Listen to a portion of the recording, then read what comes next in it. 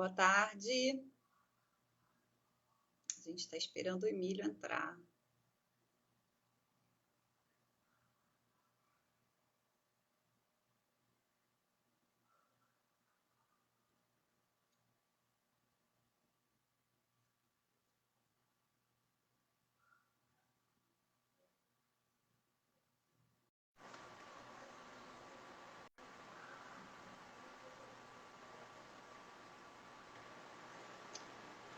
Emílio, Olá, Luciana. Tudo bem? querido, tudo bem? E você? Tudo bem. Feliz de estar aqui com você, viu? Também. E- Uma honra, um prazer enorme.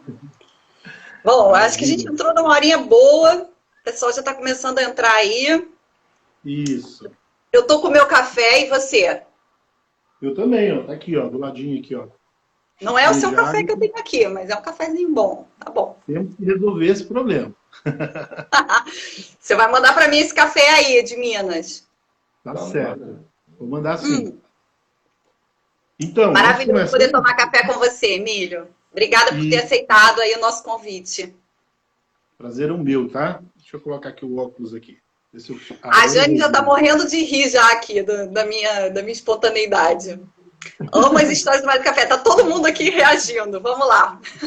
Muito bom. Maravilha. Eu tô Gente, vou vendo aqui, tá apresentar comentando. vocês em primeiro lugar aqui o nosso convidado de hoje, nossa live, o nosso café, na verdade, do Vale do Café Convention and Visitors Bureau, hoje, literalmente, o nosso café.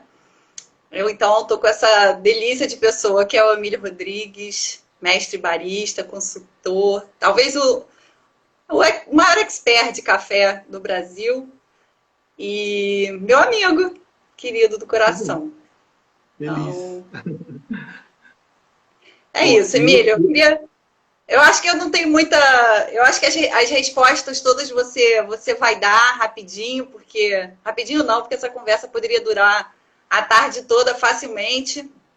E vocês todos vão ver isso comigo, porque. E, Emílio, conta um pouquinho. A gente quer fazer uma perspectiva aí do passado e do futuro do Vale do Café.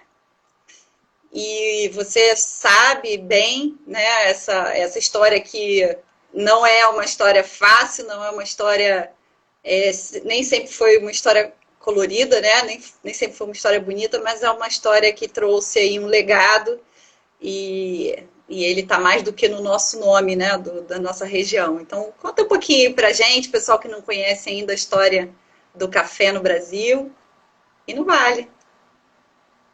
Maravilha. Primeiro, eu quero agradecer muito o convite que você está me fazendo, e agradecer ao Convention Bureau do Vale do Café por essa oportunidade de falar para as pessoas do Brasil inteiro, que sabe do mundo, deve ter pessoas aí de outros países também assistindo a gente, e que para mim é uma grande honra, tá? De poder participar, de poder contribuir de alguma forma nesse momento tão estranho que a gente está passando, mas contribuir de alguma forma para o engrandecimento, para a construção de algo melhor, né? Eu acredito que passando esse momento que vai passar, a gente tem que construir algo bem mais interessante do que o que tinha antes. Então, o conhecimento da nossa história, o conhecimento do passado, o conhecimento das coisas que a gente já viveu, talvez nos dê alguma perspectiva, algum rumo, né? Alguma direção para que a gente possa construir esse futuro bem melhor do que iria ser, né? Agora com outros olhares, outras perspectivas. Eu fico muito feliz de falar sobre o café, né? Eu sou psicólogo de formação, não sou um historiador, mas o café me levou a conhecer a história do Brasil, me levou a conhecer a história, até a história mundial, né? Porque a gente começa a pesquisar, a gente começa a buscar informações. E eu queria compartilhar. Chega mais perto aí do celular. Tá. Eu queria compartilhar um pouco dessas histórias que eu aprendi, que eu escutei, que eu pesquisei. E nessas pesquisas, uma coisa que sempre me chamou muito a atenção é a importância histórica e a importância crucial que o Rio de Janeiro teve para a história do café e que é tão desconhecido para os próprios cariocas e quiçá, desconhecido para grande parte dos brasileiros, né? Verdade. Então, eu quero contar um pouco dessa história para vocês. Eu espero que não seja chato, né? Quando a gente começa a contar a história, quando está ao vivo, é fácil de saber que se as pessoas estão gostando ou não, porque a gente vai olhando para a cara da pessoa, ela vai abrindo a boca, vai, né? Aí a gente sabe que a gente tem que mudar um pouco o rumo da história.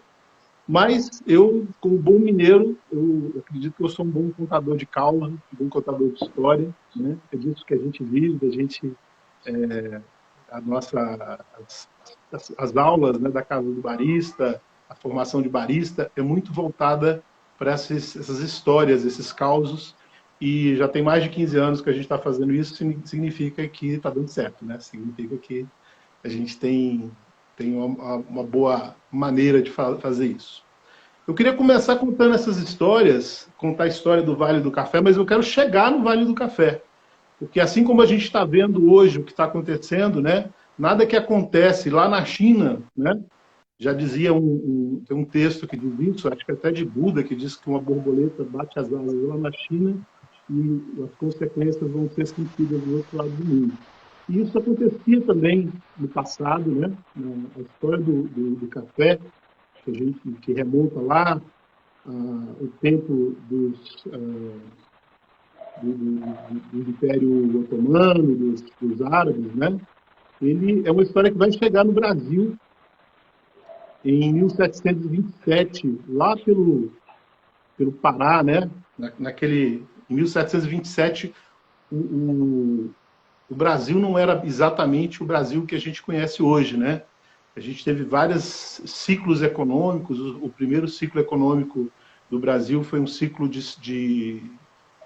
simplesmente os portugueses chegaram aqui, diferente dos espanhóis, eles não encontraram civilizações banhadas em ouro, nem encontraram grandes quantidades de ouro. Eles foram, primeiro, pegando o que tinha, né? O pau-brasil, levando índios como escravos, levando pele de onça, levando papagaios, tudo que eles viam de interessante. Mas esse primeiro momento da história econômica do Brasil, ele não se dá tão rapidamente. Tanto que os portugueses chegaram em 1500, né? E só começaram a voltar aqui depois de 30 anos, né? Em 1530. E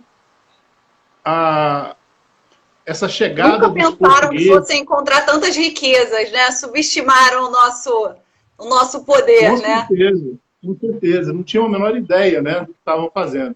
Mas Portugal, como é um país que está ali espremido, né, no cantinho mais a oeste da Europa, ele não tinha muitas opções, né? Então ele sempre teve grandes atritos com a Espanha.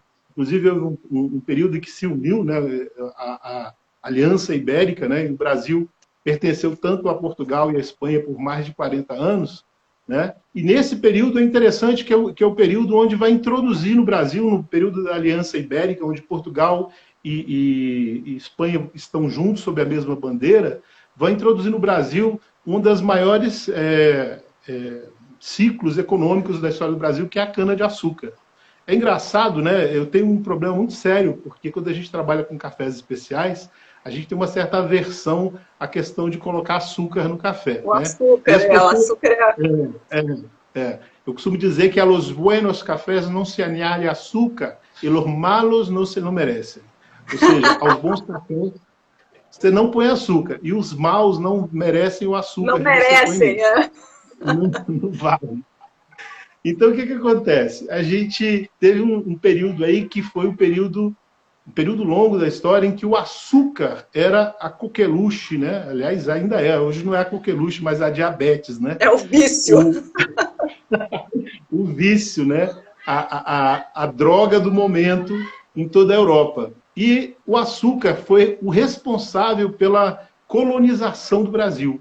É com as plantações de açúcar que vão surgir as primeiras cidades, os primeiros núcleos habitacionais do Brasil para se produzir açúcar. E durante quase um século, né, o Brasil vai ser um dos grandes produtores de açúcar, tanto para abastecer a Europa quanto os Estados Unidos. Acontece que os europeus encontraram meios de fazer açúcar lá através como chama? Da beterraba, né? Açúcar de beterraba. Beterraba. Isso. E os americanos encontravam açúcar mais próximos lá em Cuba, em Costa Rica, ali próximos ali deles. E aí esse ciclo de açúcar que se estendeu, que foi muito importante para a história do Brasil, né? Tanto no Nordeste como no Sul do Brasil, no Sudeste do Brasil, regiões de São Paulo e Rio de Janeiro também tiveram grande importância na produção de açúcar. Os engenhos de açúcar, né? Eles entraram em decadência. E aí a gente teve um período que foi conhecido como o período da mineração, né? De 1700 a 1750. Nesse período da mineração, e é interessante que esse período da mineração estava junto com o período do gado, né? A expansão do gado. O gado foi o responsável por levar o homem que se colocou, né, sempre no litoral do Brasil. Ele foi o encarregado de levar o homem para dentro do Brasil, né? De levar os portugueses a explorar o que era chamado antigamente por desertão, que daí vem a palavra sertão. A palavra sertão vem de desertão. Esse deserto demográfico, onde só tinha índios e onde era desconhecido, ele passou a ser explorado, principalmente no Nordeste, através de um rio que hoje é conhecido como Rio São Francisco, mas na época tinha o nome de Rio dos Currais, porque era o rio onde se estabeleceram currais que levaram o homem a penetrar pelo interior do Brasil, chegando nas regiões de Minas Gerais, Diamantina. E quando descobriu diamantes e ouro lá nessa região das Gerais, é que inverte-se o ciclo econômico, inverte-se a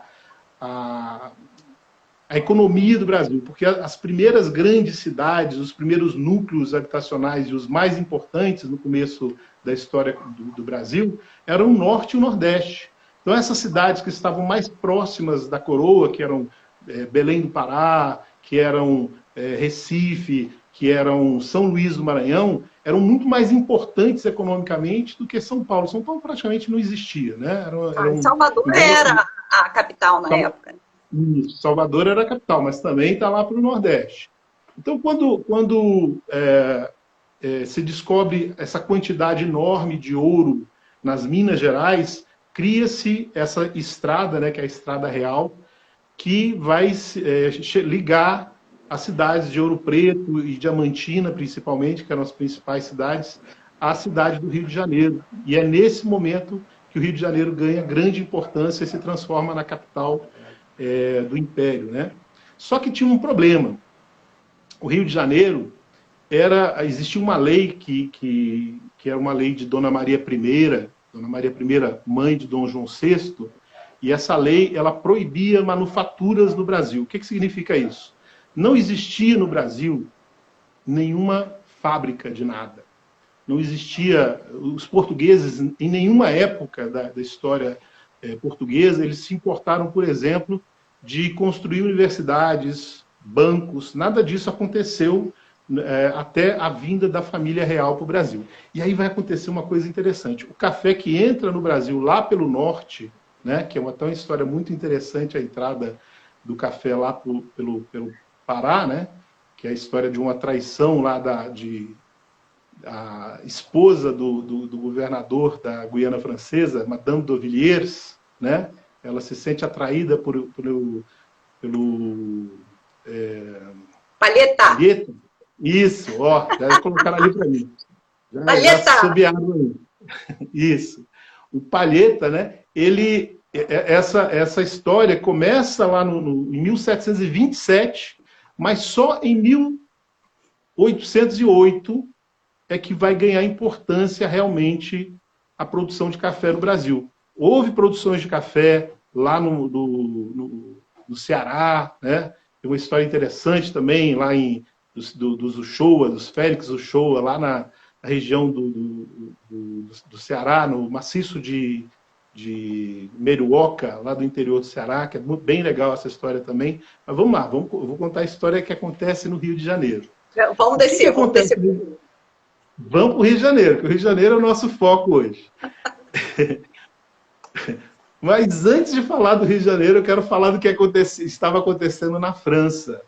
A gente está falando aqui de 1807, 1808, e Napoleão Bonaparte, que foi durante 15 anos, né? Ele foi imperador, né? Imperador no segundo reinado dele, que ele teve 2 reinados, né? O primeiro como primeiro cônsul da França e depois como imperador mesmo da França. Ele estava numa affaire de grandeza, né? De conquistar a Europa, mas ele tinha um grande inimigo que era a Inglaterra, né? E ele tinha um grande exército e a Inglaterra tinha uma grande marinha, né? Que a Inglaterra, como é uma ilha, eles tinham uma marinha muito importante, muito suntuosa, né? E então Napoleão não tinha como atacar os ingleses porque tinha ali o Canal da Mancha e a marinha inglesa era superior à de Napoleão. Então Napoleão resolve bloquear a Inglaterra. E ao tentar bloquear a Inglaterra, né, o bloqueio continental, ele exige que todos os países da Europa não deixem atracar navios ingleses. Um desses países resolve não acatar essa ordem de Napoleão, que é Portugal. Portugal era, né, desde 1703, submisso à coroa britânica, né, por um acordo de Melbourne. Muitos acordos, né? Acordo econômico lá que deixou Portugal em bungas com o Reino Unido. E Napoleão resolve, então, invadir Portugal. Quando ele vai invadir Portugal, e o que os ingleses fazem? Os ingleses tinham medo, sabe de quê? De que os franceses pegassem a frota marítima dos portugueses. Porque o Portugal também tinha uma grande frota marítima. Aí, com a frota marítima dos portugueses, os franceses iam fazer frente. Exatamente, iam fazer frente. O que eles fazem, então? Os ingleses fazem com que os portugueses, toda a coroa portuguesa, mais de 20 mil pessoas, entrem nos navios portugueses e zarpem para o Brasil em 1808. Essa fuga da coroa portuguesa, da nobreza portuguesa para o Brasil, ela se dá primeiro em Salvador e depois no Rio de Janeiro. Inclusive, houve uma tentativa de que eles ficassem no Rio de Janeiro. Aliás, ficassem em Salvador. Mas Salvador, né? A capital ia voltar a ser Salvador, mas o Dom João VI, que não era o rei, a rainha de Portugal era Dona Maria I, que era a mãe de Dom João VI, que era a Dona Maria I, a louca, que veio nessa embarcação, chega no Rio de Janeiro em 1808. O que acontece nesse momento histórico? Primeiro, é engraçado essa chegada dos portugueses, né? Porque as mulheres da corte que vinham com aquelas roupas todas, né? Imagina ver com aquele monte de roupa, com aquelas cabeleiras imensas, né? Chegaram cheias de piolho no porto do Rio de Janeiro e tiveram que raspar a cabeça, tiveram que raspar tudo a cabeça e deixar a cabeça pelada. Então, as portuguesas que moravam no Brasil achavam que aquelas cabeças raspadas, que na verdade tinha sido de piolho, era a última moda em Portugal, né? E começaram também a raspar a cabeça e passaram a usar panos na cabeça, como isso se tornou moda aqui no Brasil. Vou até mudar. Tá vendo? A negra lá atrás, com um pano na cabeça. Linda. Isso.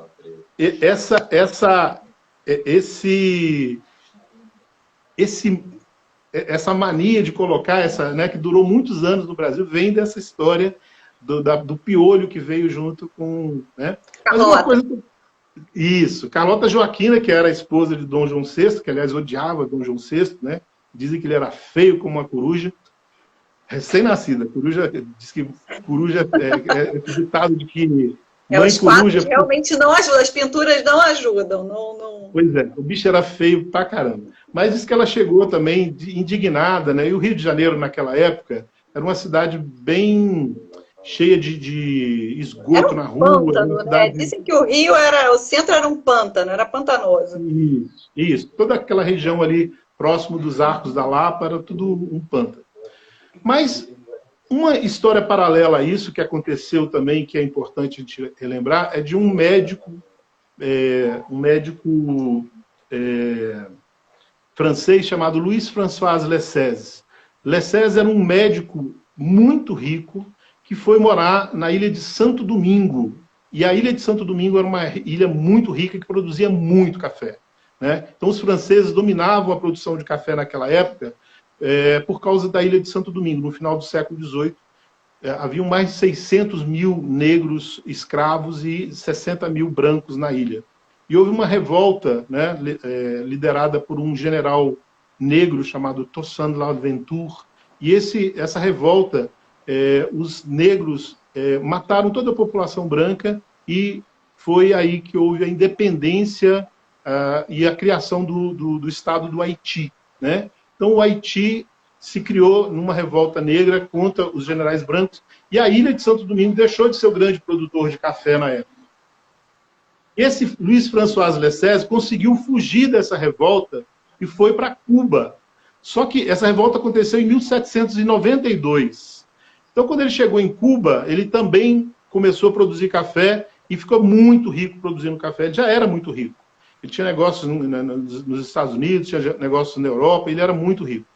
E quando Napoleão invadiu a Espanha e colocou o seu irmão para governar a Espanha, os espanhóis expulsaram também os franceses que lá moravam. E ele veio para onde? Ele veio parar no Rio de Janeiro, esse Luiz François Lessez, e foi procurar Dom João VI. E dizer para Dom João VI que ele gostaria de plantar café no Brasil. E Dom João VI falou assim, mas nós não precisamos de café, nós precisamos de trigo, nós precisamos de azeite, nós precisamos das coisas que os portugueses estavam mais acostumados. Né? Isso. E o Lessez, né, ele falou, mas a gente pode ter essas coisas trocando o café, porque aqui não tem clima, nem topografia para a gente produzir trigo, nem para produzir olivas, mas temos para produzir café. O interessante é que Lessez não foi a primeira pessoa a plantar café no Rio de Janeiro, que nós já tínhamos café desde 1756, se eu não me engano, cafés trazidos pelo Marechal João Alberto Castelo Branco.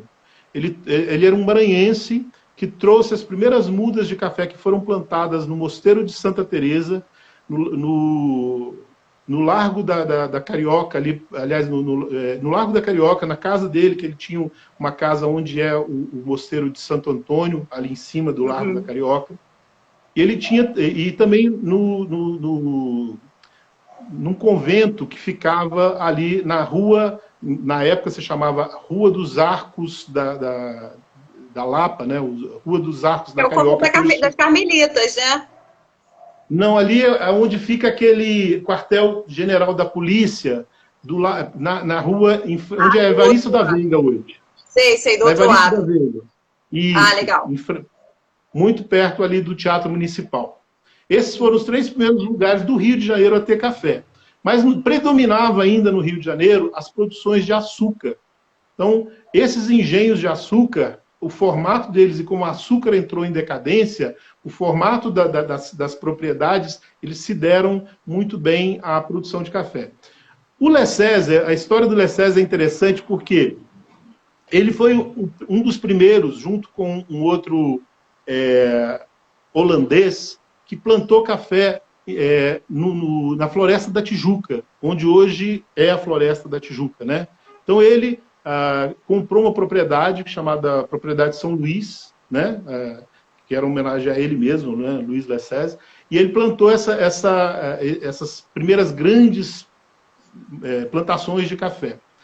O interessante de Lessez é que Dona Maria I, a Louca, né, a mãe de Dom João VI, quando os portugueses chegaram no Rio de Janeiro, eles desalojaram as principais famílias, as grandes casas que existiam já no Rio de Janeiro, para colocar a nobreza portuguesa. Claro que isso gerou uma revolta muito grande, mas a médio prazo, a vinda da família real foi muito benéfica para o Rio de Janeiro e para o Brasil. E eu já conto por quê, mas deixa eu terminar a história do Lessez. O Lessez, quando a família real portuguesa foi embora, a Dona Maria I, a Louca, ela ocupava uma casa que ficava na Baía de Botafogo.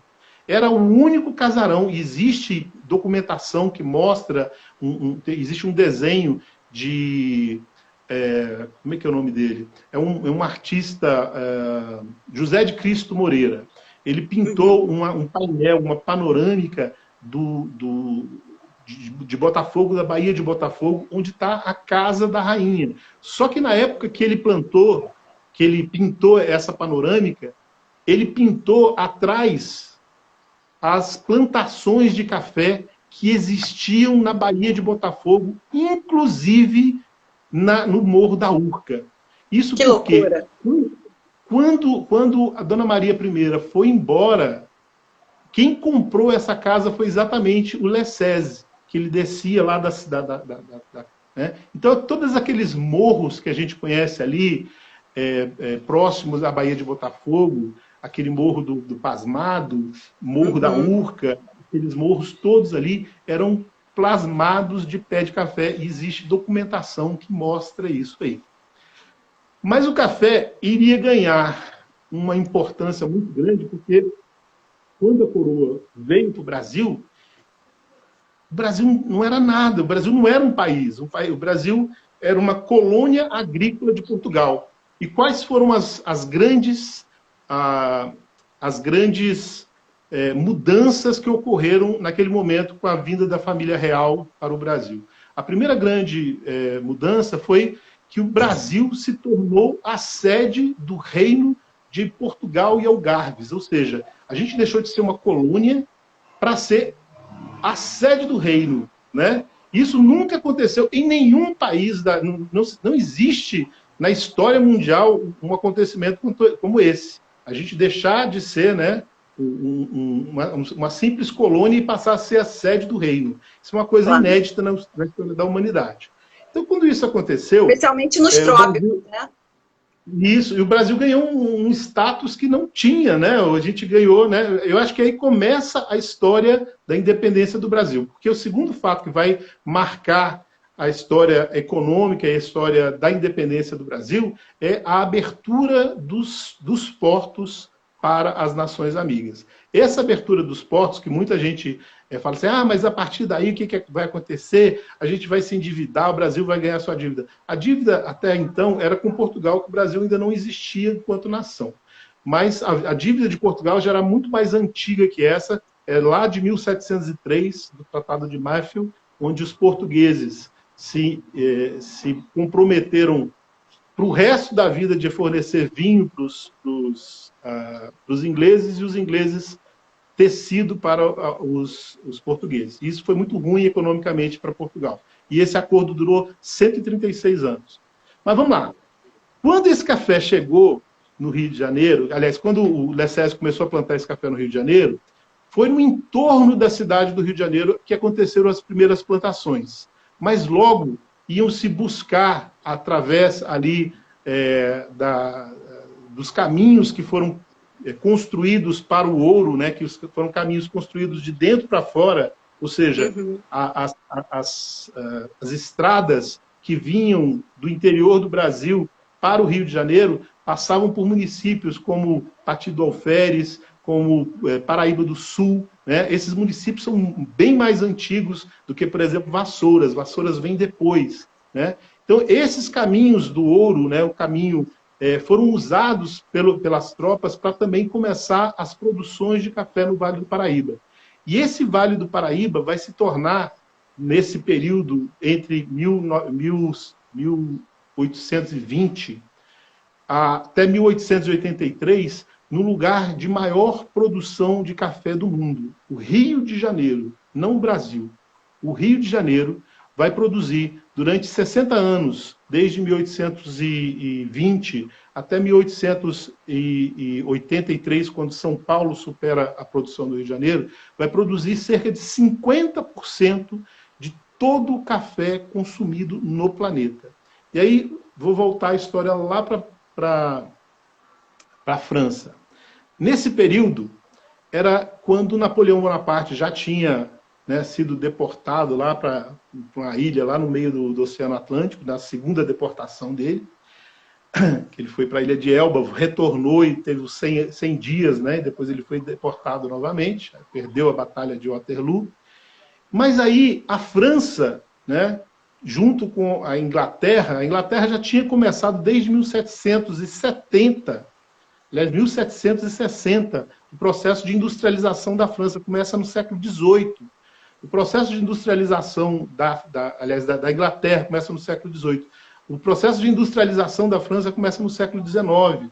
E a França, que passou por todo esse período da Revolução Francesa, que foi maravilhoso, mas também foi trágico, foi de uma brutalidade enorme, a França vai se transformar no berço das ideias do liberalismo, do iluminismo, né? A separação da igreja do Estado, né? Essa coisa um avanço político muito grande, né? Filosófico.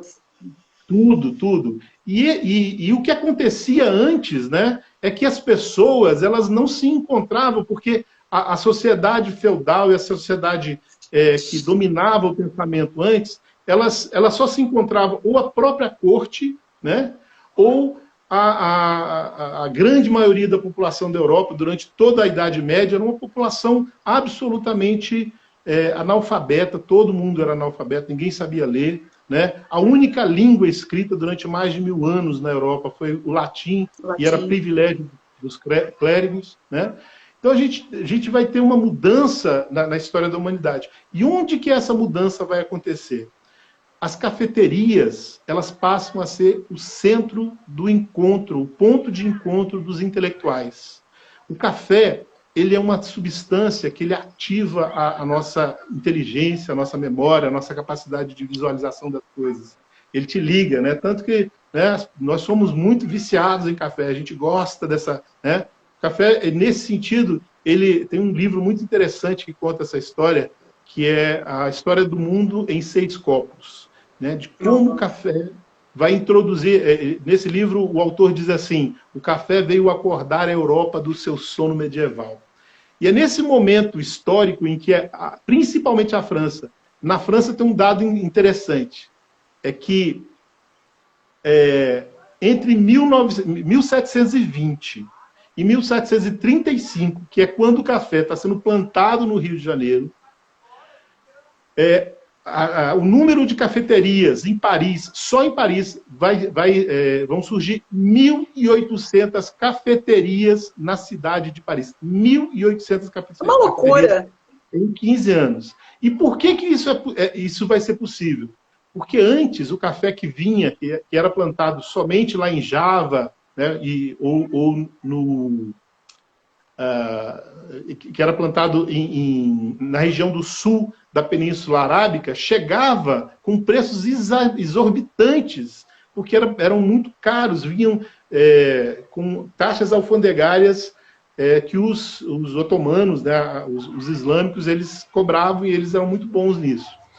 Então, quando o café ganha esse tom popular e ganha a Europa, o maior produtor de café do mundo vai ser o estado do Rio de Janeiro. E a prova disso é exatamente esse legado que nós temos no estado do Rio de Janeiro.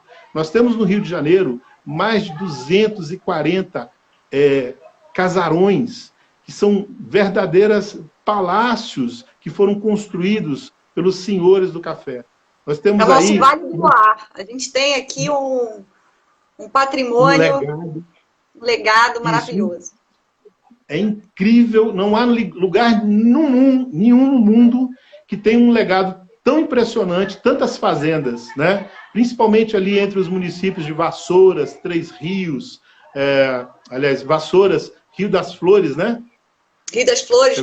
Miguel Pereira também tem fazendas, toda a região ela tem. Rio das Flores, né? Valença, essa região aí, uma região que está assim, plasmada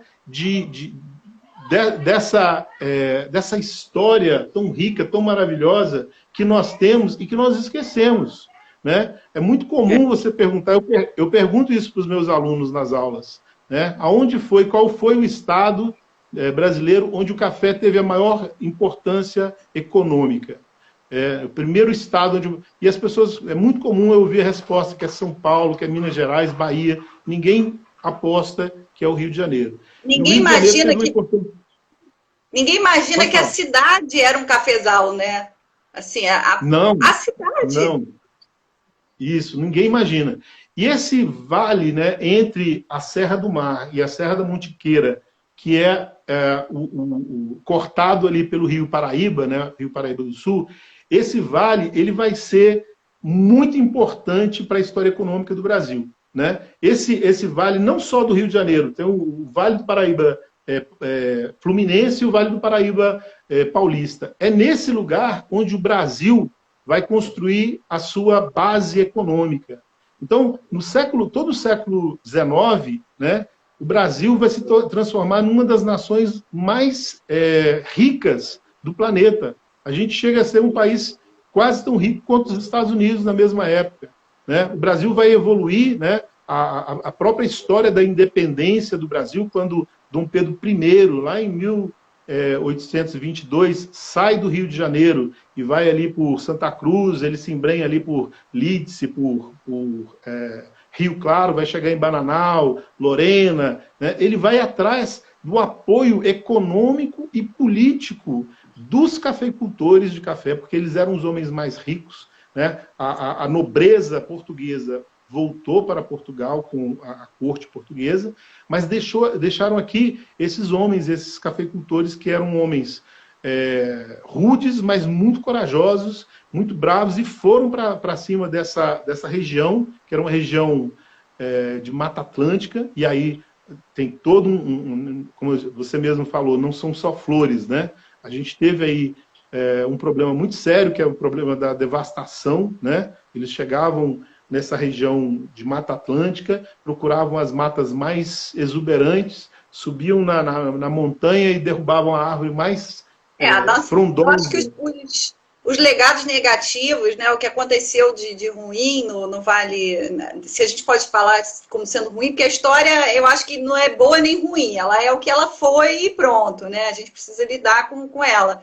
Mas eu posso dizer que os dois calcanhares de Aquiles, aí, quando a gente conversa e que existe realmente assim uma pena, né? Eu não sei se existe esse termo para os estudiosos, mas eu acho que se a gente pudesse repensar tudo o que aconteceu, foi a devastação da floresta primária e a escravidão. Acho que foram os dois pontos assim que deixaram, né, um legado que ainda é polêmico e que, claro, a gente tem que aprender com a nossa história para não repetir, né, esses feitos e inclusive preservar a memória, né, daquilo que foi perdido, né? Então, hoje a gente pode falar muito nisso. Eu quero falar desse legado que é a escravidão. Brasil, na história da humanidade, nós fomos o país, durante todos esses anos, né, de existência, o Brasil foi o país que mais recebeu escravos. E as condições, né, mais de 10 milhões de almas vieram da África para o Brasil. E o Brasil não só trazia escravos para o Brasil, mas ele também trazia escravos para colônias espanholas, acordos feitos entre a coroa de Castilha, né, que era a Espanha na época, e a coroa portuguesa, trouxe milhões de escravos, tanto para os ciclos do ouro, como o ciclo da cana-de-açúcar, e também para o ciclo do café. Na época que o café era plantado no Rio de Janeiro, um marco histórico importante na história econômica do Brasil é o ano de 1850, quando foi assinada a Lei Eusébio de Queiroz. Essa lei proibia o tráfico negreiro, não proibia a escravidão, né? Então, o negócio do negro, né, o negócio da escravidão, ele mudou, né? Não se trazia mais, tentou se trazer, mas os ingleses, que foram quem introduziu a escravidão nas Américas, mas que depois, por interesses também econômicos, acabaram forçando para que se extinguisse a escravidão, por interesses deles nos Estados Unidos, porque já tinham abolido a escravidão nos Estados Unidos, antes da independência dos Estados Unidos, e também por interesses deles na África, porque a busca de escravos, a captura de escravos atrapalhava os interesses deles na África, e pelo próprio capitalismo que eles estavam precisando que as pessoas fossem remuneradas e não acabassem com a escravidão. O que acontece? O Brasil tem 520 anos de história e 388 anos de história de escravidão. Quando esses escravos vieram para o Brasil, a gente não pode, não deve esconder essa história, né? Houve um episódio Claro. na história do Brasil que em Não, 1889, é importante com a proclamação da a gente República, contextualizar esse legado, né? Que nada teria sido possível se não fosse, se não fosse pelas mãos dos escravizados, né? Inclusive, aqui algumas pessoas estão falando, toda a parte de patrimônio, construção do patrimônio, tudo isso tem a mão tudo. da escravidão, e aí a gente realmente precisa ter essa perspectiva, né, de como foi um patrimônio construído, né, sobre essas circunstâncias. Mas eu queria trazer um pouquinho, porque daqui a pouco o nosso tempo vai passando. Então, eu vou trazer um pouquinho também a gente para a realidade hoje, né? Tudo que a gente tem, esse legado que eu acho que é importante passar aí para que as pessoas possam hoje vivenciar esse capítulo da história, né? Com tudo isso, com todo esse manancial de informações e essa carga emocional também, né? Porque a gente, alguns lugares que a gente vai, a gente vivencia tudo isso. É claro que os ambientes, cada região, cada cidade tem as suas vocações, né? A gente está falando do café, mas também tem o cavalo, também tem outras coisas que acontecem no vale. E hoje eu penso que o café ele pode ser um tipo de investimento, não só do ponto de vista da cafeicultura em si, né, mas também os subprodutos que podem surgir dessa valorização do produto café. E eu acredito que você, mais do que ninguém, pode nos falar sobre isso, porque hoje a gente precisa entender que o brasileiro, me fala aí, o brasileiro é um dos maiores consumidores de café e um dos maiores exportadores de café, mas nós não consumimos um café de boa qualidade, né? E que esse índice deve estar subindo, né? Mas assim, quando eu fiz o curso com você, essa foi uma informação que me chamou muita atenção. Porque as pessoas têm o hábito de tomar um café e achar que aquele café é a maior maravilha do mundo, mas no fundo não sabem diagnosticar e encontrar um café de origem, um café que seja bom. Então, queria trazer um pouquinho a gente agora para a nossa realidade atual e te perguntar isso. Como é que a gente pode transformar o café do passado, né, com todas essas... com tudo isso que a gente pode vivenciar ainda no Vale do Café e no Vale do Paraíba, mas o que a gente hoje aprende com isso e o que a gente tem, né, como matéria-prima, talvez, aí para trabalhar todas essas frentes. Okay. Bom, antes de passar para a resposta sua aí, eu queria ainda comentar sobre essa questão do negro, né? Ela é uma questão polêmica, porque se toca muito pouco nesse assunto, como se fosse um tabu. E eu acho que, na verdade, é exatamente por aí onde a coisa tem que acontecer.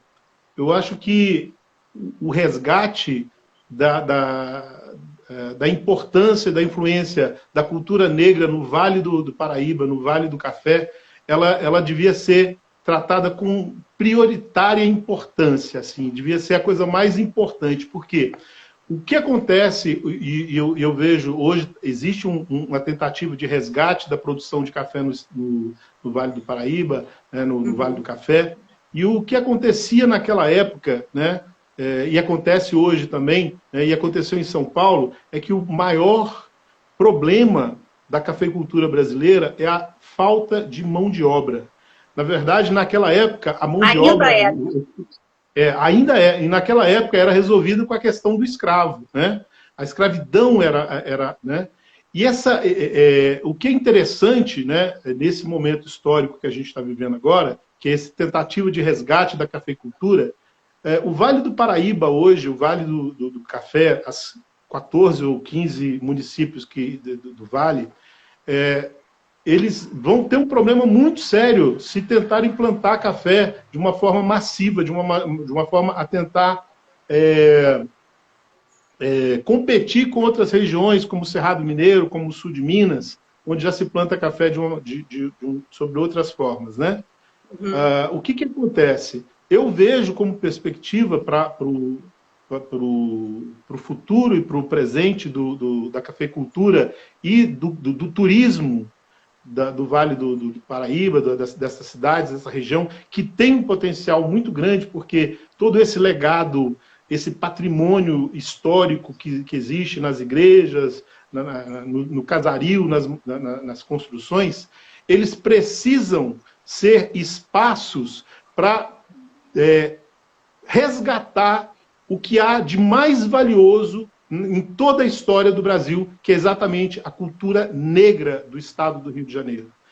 Esses salões desses grandes palácios que são hoje existem no Vale do Paraíba, eles têm que ser salões para que as pessoas sejam trazidas, os turistas de fora, para aprender sobre o candomblé, sobre o que é a influência negra, sobre o que é o jongo, sobre o que é o caxambu, essas coisas que nós brasileiros, nós brancos brasileiros, que a gente se acha branco, porque não somos índios, somos mulatos, somos mestiços, a gente não valoriza essa cultura. A gente usa hoje esses salões desses casarios para ouvir música clássica, para ouvir harpa, para ouvir piano, para ouvir violino. Isso é influência da cultura europeia, né? A gente traz para esses salões as pessoas da Zona Sul do Rio de Janeiro ou de São Paulo, lá do Leblon, de Ipanema, né? Para ouvir coisas que são de brancos.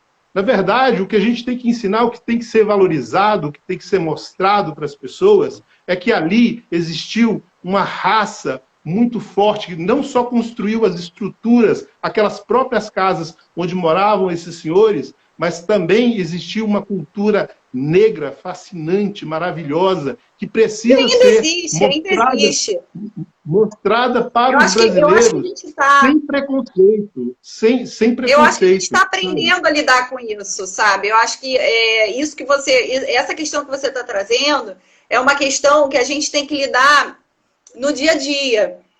Você falou na polêmica, no tabu, e isso muitas vezes a gente sente esse tabu também com relação à forma também que o negro interpreta.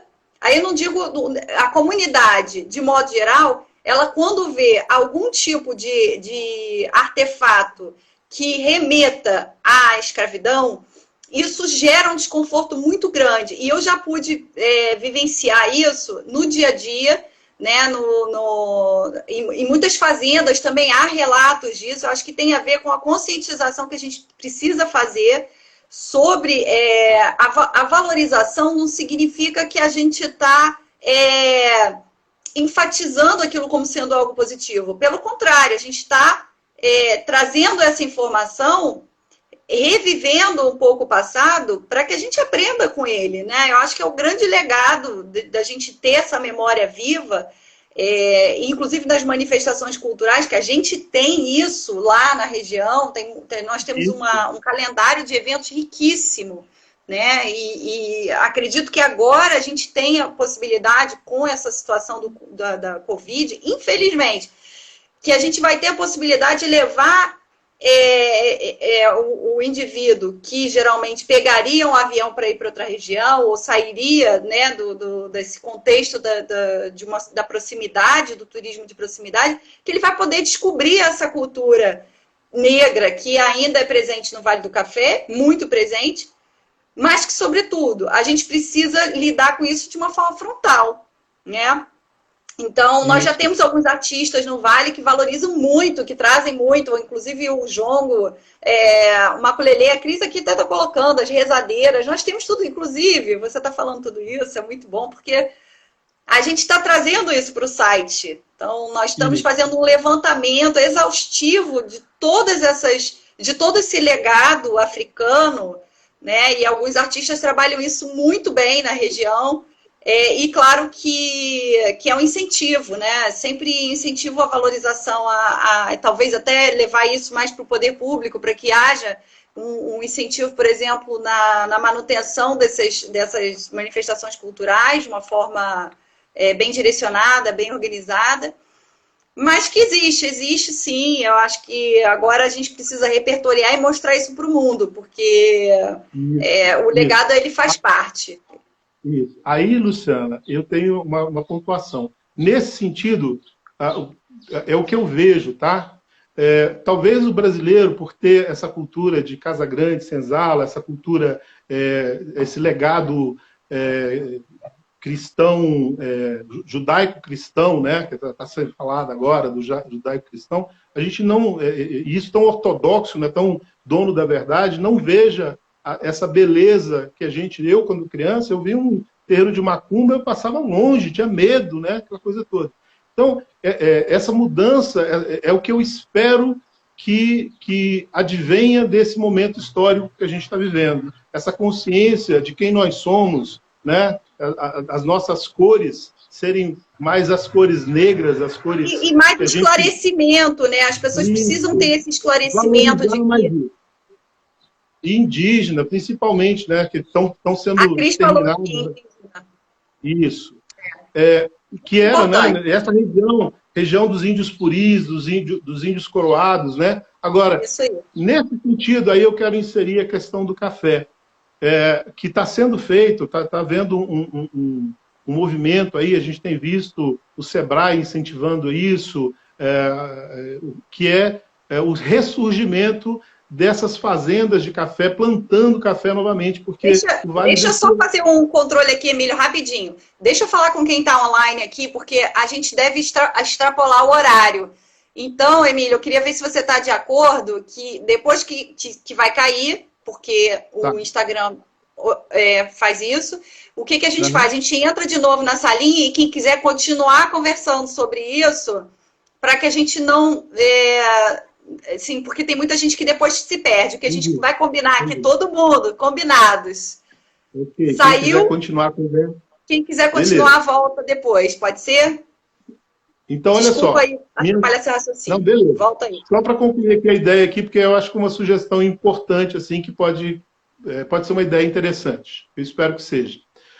Que essa busca pelo ressurgimento turístico da região seja focada exatamente na parte cultural que essa região tem de muito rica, e principalmente essa coisa do turismo voltado ao conhecimento desse legado histórico, principalmente negro, não só, mas principalmente negro, porque é muito rico nessa região, e que o café não busque ser um café de plantações enormes, mas plantações que levem em consideração o que a gente tanto carece hoje em dia, que é uma questão que é muito forte, que é a questão da sustentabilidade, sabe? De ter presente as questões. Hoje existe a gente chama de 4C, que é a comunidade...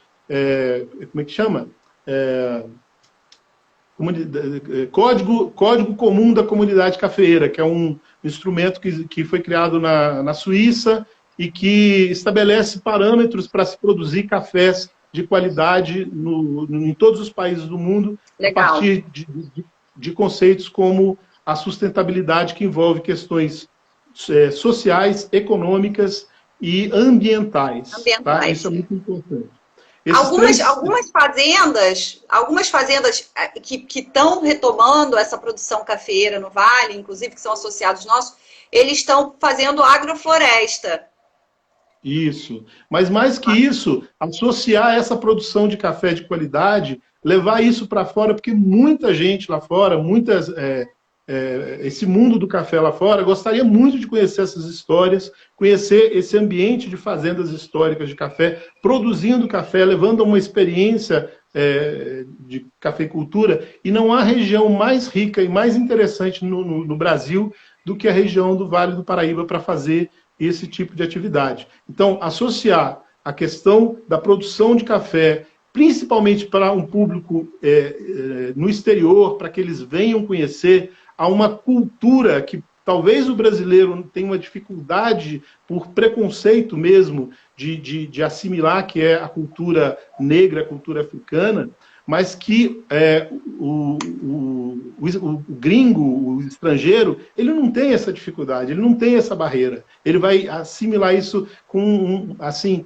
vai assistir a essas manifestações com um prazer muito grande. Pelo contrário, a gente tem recebido críticas justamente por tentar meio que se esquivar dessa trajetória.